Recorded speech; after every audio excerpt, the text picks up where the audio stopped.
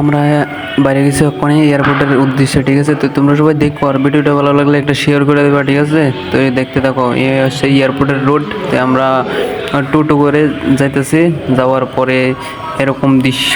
তো তোমরা সবাই দেখো, আর যারা যারা নতুন আছে চ্যানেলটা সাবস্ক্রাইব করে দেবা, আর পুরো ভিডিওটা দেখতে থাকো। এটা হচ্ছে পার্ট 2, ঠিক আছে। তো যারা যারা পার্ট 1 দেখছো, ছোট্ট ছোট্ট মিনি ব্লগ হবে, ঠিক আছে। তো অবশেষে আমরা এয়ারপোর্টের রাস্তা ঢুকে গেছি, দেখতেছো রাস্তাটা সেই লেভেলের।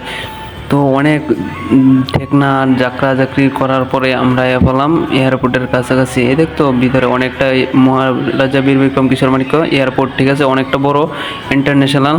তো দেখতে ভিতরটা সেই লেভেলের। এই দেখো আমরা ভিতরে ঢুকেছি, এক কোণে ভিতরে ঢোকার পর তারপরে আমরা চেকিং করা হইব, বোরিং পাস টাস দেখা হইব, ঠিক আছে। তো আমরা ভিতরে যাই দেখা হইতেছে, চলো।